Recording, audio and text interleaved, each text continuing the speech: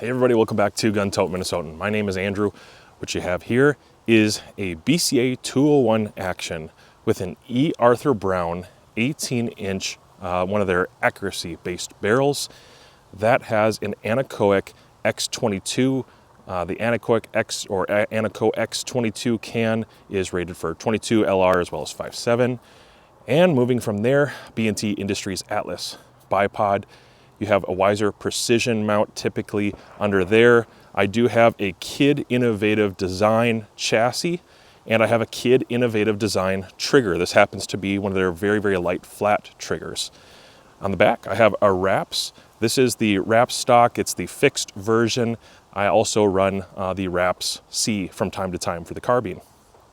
On top, you have the new Winchester Supreme 4-12 by 44 millimeter objective optic. It's a second focal plane with MOA corrections in the turrets. The turrets are capped and it is a 1-inch size tube.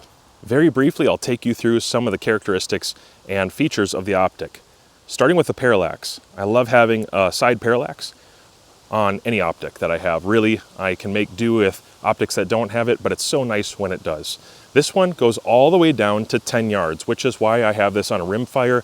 Not many rifles will go down, or not many optics rather, will go down to 10 yards for varminting, close range shots. And since I hunt with this rifle quite a bit, I wanted something that would go down very, very close, and I can still take it out further.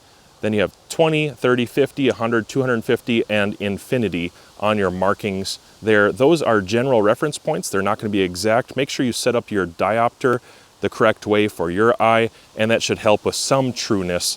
But again, it's going to be up to your eye and the way that you set things up.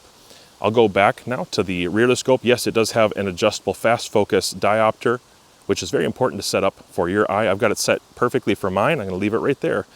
Then you have a magnification ring that goes from 4 to 12 power. The markings are 4, 5, 6, 8, 10, and 12. The reason they've gone with those numbers is typically that's going to be the most likely set of numbers and values that people are going to use. When you're hunting, you might be 4 through 6. If you're doing some mid-range target practice, 8 power is practical, and then 10 and 12 really are at home. Remember to zero this on max power. That's what I did, and that's just going to help with consistency for my actual zero later on. Second focal plane once again.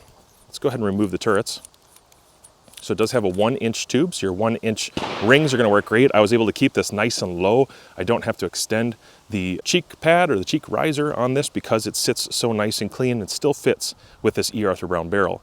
MOA quarter minute or quarter MOA turrets. So that's 1/4 inch correction at about 100 yards. It's right around there. These are not exposed for a reason. It's because you're probably not going to be dialing with this one to make impacts at further and further distances, although you could. It appears to me that they are reliable and consistent for about 1/4 of an inch as I was making corrections earlier today. When it comes to these MOA corrections, they are tactile. There's genuinely very little backlash at all. They seem very consistent, and they are resettable. On the top, there is a slot, so if you feel the need to set this back to 0 because you believe you'll take some time to change that 0 in the future, or maybe you do want to dial out to further targets and set a secondary 0 or something like that, you can definitely reset the 0 function for your numerical indicators, and there is a witness mark underneath on the tube for windage and elevation. Just remember, this does not have a 0 stop, so you're going to want to save that place, that location with the 0, and remember which way you're dialing and turning. Same thing on the windage. They are not exposed, they are capped turret, and you're going to see the same indicators, and you also have that slotted screw. So if you need to make an adjustment and set these back to 0, you also have indicators for left and right corrections. Pay attention to those as you're making your adjustments when you're zeroing, and it'll save you some money. Being that this is a newer line, I wasn't sure exactly what to expect, what the quality and grade of the optic would be, but the image quality is pretty darn good actually, especially at the price point. The turrets having no backlash, just having a nice clean finish and coating. The reticle duplex is very bold and clear. It's an excellent hunting optic or plinking optic, which is roughly the way that I'll be using it, and probably most people are going to use it that way, hunting and plinking. Just smooth though, everything is very smooth. The parallax function is really nice. Depth of field is again about where the price point you would expect it to be. The diopter adjustment, very smooth, but not so freely moving that it's going to move just because you accidentally bumped it or you put a scope cap on it and moved it or something. It's not going to move on its own. The magnification ring is just excellent. Really nice texture. It does actually feel pretty refined. And when it comes to second focal plane optics, I don't have as much experience with second focal planes. But if you're looking to get into a second focal plane optic and you have a certain budgetary concern, I think this is probably one of the better second focal plane optics I've seen in a long time that is great for hunting and plinking. Everything is smooth. Everything operates the way it should. The glass is pretty clear, especially the center of the image where that duplex reticle comes down to being more narrow. But it's bold enough that whether I'm deer hunting or squirrel hunting, I can get a nice contrast. It looks like in the shadows today or in the bright spots, I'm still seeing what I need to see without a bunch of chromatic aberration, even at the edges. Well, I'm messing around a little bit at 50 yards. It is quite windy today. It's a good Minnesota fall day, and I'm gonna come back and touch up the zero later when it's not so windy. So it's a good idea to get the truest zero that you can, and today, that's not going to happen in this wind. It's a little too windy. That 15 mile an hour wind range, even at 50 yards, it can move a subsonic 22 around a good bit. But I'm going to get a general reference, and I've got about 200 rounds down the barrel of trying different loads and finding out what it likes best for this particular barrel from E. Arthur Brown. So far, I've got a really good picture of what's probably going to be the go-to round. But some of the things I've observed about the optic would be I really enjoy the ability to keep the reticle at the same size no matter what magnification I'm on. With a first focal plane optic, your reticle is going to change in proportion to the magnification scale that you're moving back and forth on. So if you have a reticle that you love at 10 power, you're not going to have that same reticle at 1 power. It's going to change and it's going to shrink down, again, in proportion to your target with magnification. And so with a second focal plane, I can change my magnification up and down the scale. And if I had a reticle with information in it, that would be probably problematic because now my reticle subtensions are only true at a certain power. But with this, it's not as big of a deal because again, it's more of a hunting and plinking optic. Will there be a change between minimum magnification and maximum magnification? Yes, there'll be a point of impact change, but it is very small. And typically with an optic like this, we're not shooting at 400 or 500 yards, though you could. There are definitely ways to do that. But typically I'm not going to. And even if I was going to shoot at a maximum distance or a greater distance, one of the advantages of a second focal plane that doesn't go up to 20 power or 30 power is I'm probably going to zero it on max power. And then if I'm going to shoot at those extended distances, even though it's a second focal plane, it doesn't really matter because I'm still shooting on max power. I'm still going to shoot on 12 with this. So if I wanted to put this on a center fire and use it as a very serious center fire elk gun, and let's say my shots were going to be between 0 to 3 and maybe 375, something like that, I can still be very effective without having extra information in the reticle with modern centerfire cartridges like 7PRC. That's something I have a good amount of experience with at this point. 7PRC can make an effective kill still with this scope without extra information, and I'm using a duplex reticle, second focal plane, because at those distances, as I said, I'm going to be shooting it most likely on 12 power. And my reticle change is not going to be evident at all if I'm on 10 or 11. It'll be very hard to tell at all. Head placement is not going to be such an issue with that. The fact that I have a side parallax on this scope allows me to take ethical close range kills, which is something I can't do with fixed parallax scopes, and something that's hard to do with scopes that don't have good low end power. The low end image on the scope on 4 power is actually quite good. It's very bright. With the 44 millimeter front objective at nighttime, instead of looking down a little tube, that you maybe got with your original 1-incher scopes 20, 30 years ago, those could not collect light. They were very yellow. There's a lot of chromatic aberration, which you're going to see in modern optics that are, generally fully multi-coated, that sort of thing. These lenses are going to kick the pants of those older scopes, and these can collect light really well. They're made well, and they're fairly compact. This is not a very big scope.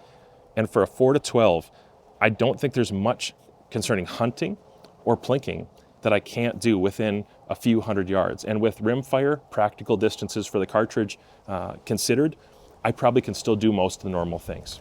Now, one thing, if you don't have a lot of experience with scopes that have a side parallax, you're going to want to learn how to do a little bit of a parallax wobble. So set your scope at the distance and magnification that you think it ought to be concerning parallax and magnification ring. And for me, that's 50 yards right now. And I've set my parallax to where I think it ought to be. And I'm gonna move my head up and down and left and right a little bit. And because this has a really nice bold reticle, it's easy for me to see if that reticle is moving. If it's hovering and moving around my target instead of appearing to be fixed on my target, we have a problem. And in that case, we need to adjust the parallax to tighten it up a little bit. So generally, the secondary function here of adjusting that parallax is it looks sharper, it looks clearer. And that's one of the ways you can tell you're probably getting closer to where it ought to be. So it almost seems like the reticle is not moving on your target at all. That's something, if you've never had a scope with side parallax, to get used to. Mine is set really well. I'm gonna go ahead and send 5 here. Let's chamber around. This E. Arthur Brown barrel is shooting phenomenally.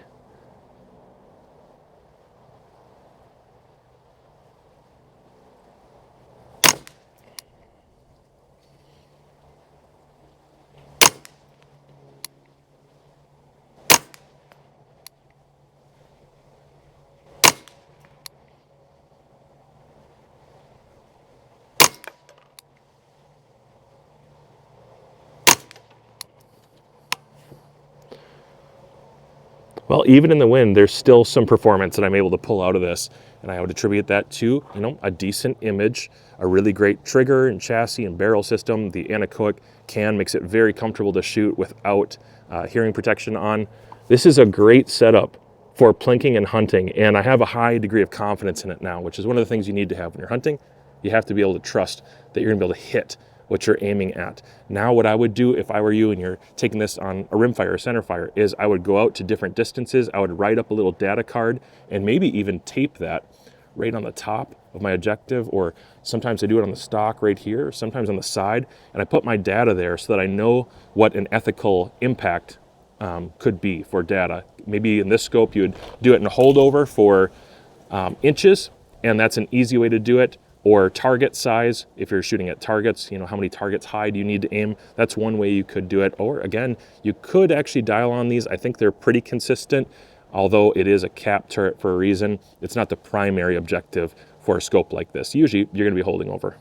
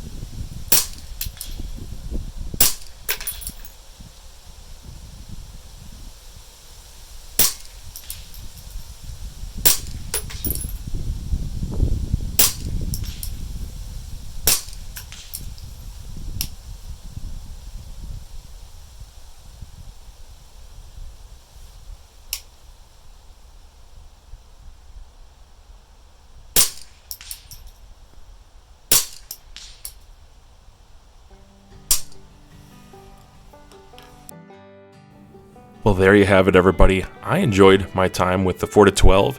I really appreciate having a nice thick duplex reticle for hunting, small game, that sort of thing, especially on a rimfire like what you saw here on my channel. The addition of having a side parallax is an important addition. If you have not been running optics with a side parallax, it just makes everything that much more clear, and the fact that I can run it down to 10 yards means that this rifle optic combination is very well suited for hunting, plinking, and even a little bit of extended distance shooting. You saw me shooting at 100 yards, and I had some nice repeated groups. There's ways to use those duplex reticles at a little bit of distance too. So centerfire, rimfire, it gets my thumbs up. Next, I'm going to be reviewing these 10x50s from Winchester Supreme.